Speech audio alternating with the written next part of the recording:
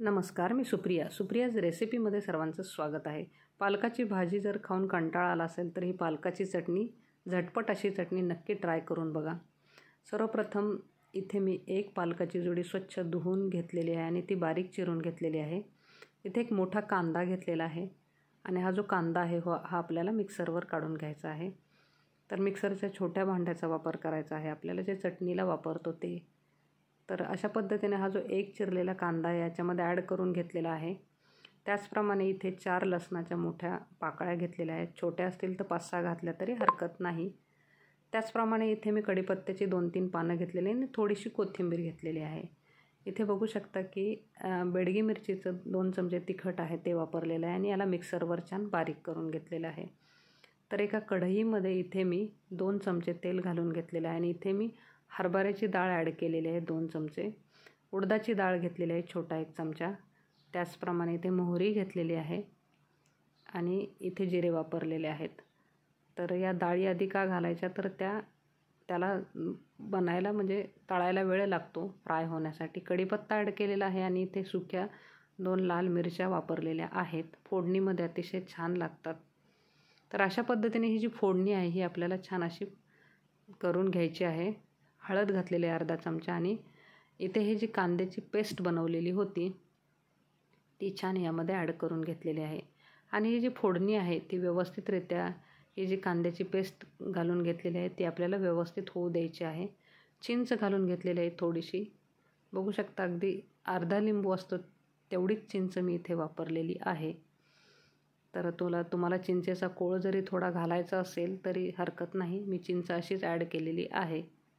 इथे लाल मिरचीची पावडर घालून घेतलेली आहे परत, ही तिखट बिलकुल नाही, याला कलर यावा म्हणून थोडीशी 1 चमचा लाल तिखट घालून घेतलेलं आहे आणि याला छान असं आपल्याला तेल सुटेपर्यंत परतून घ्यायचं आहे। कच्चं बिलकुल ठेवायचं नाही, नाहीतर आपल्या चटणीला टेस्ट येणार नाही। आणि छान हे परतून झालं की आपल्याला ही जी पालक आहे हा यामध्ये ॲड करून घ्यायचा आहे। खूप झटपट बनते, तेच भाजी खाऊन कंटाळा आला असेल तर ही चटणी एकदा तरी ट्राय करून बघा। आणि हा जो पालक आहे हा व्यवस्थित आपल्याला याच्यामध्ये मिक्स करून घ्यायचा आहे। तर बघू शकता, तुम्हाला जर थोडीशी मिरची वापरायची असेल तरी हरकत नाही, त्या फोडणीमध्ये मिरची ॲड करू शकता। आणि चवीनुसार मीठ ॲड करून घेतलेलं आहे, चिंचेमुळे छान चव येते। तर छान याला परतून घ्यायचं आहे आपल्याला। जास्त क्वांटिटीत बनवायचे असेल तर 2 पालकाच्या पेंड्या वापराव्यात।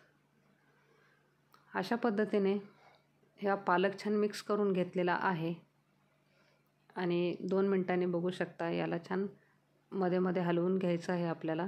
आणि अशा पद्धतीने ही छान अशी ही पालकाची चटणी आपली तयार झालेली आहे। याच्यामध्ये मोठं असं कूट घातलेलं आहे शेंगदाण्याचं, जे मी खलबत्त्यात कुटून घेतलं होतं।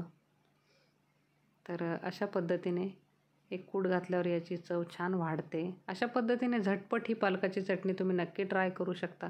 कधी भाजीचा कंटाळा आला असेल तर या चटणीसोबतही जेवण होऊ शकते, खूप चवीला छान लागते। आता ही जी चटणी आहे एका प्लेटमध्ये इथे सर्व करून घेतलेली आहे मी इथे। आता बघू शकता याच्यामध्ये आपल्याला वरतून छान फोडणी घालून घ्यायची आहे। त्याच्यामध्ये जिरे, हिंग, मोहरी आणि लसूण घातलेला आहे, थोडा कढीपत्ता आणि कोथिंबीर घातलेली आहे। फोडणीमध्येच तीळ ॲड केलेले होते आणि थोडंसं लाल तिखट घातलेलं आहे कलर यावा म्हणून। ही फोडणी खूप छान लागते, लसणाची फोडणीवर घालून घ्या, ही चटणी खूप भन्नाट लागते। नक्की एकदा तरी पालकाच्या भाजीपेक्षा ही चटणी ट्राय करून बघा, तुम्हाला नक्की आवडेल याची खात्री आहे। तर दुसरं काही भाजीला नसेल तर ह्या पोळीसोबत जरी तुम्ही ही पालकाची चटणी खाल्ली तर अधिक छान लागते, नक्की ट्राय करून बघा।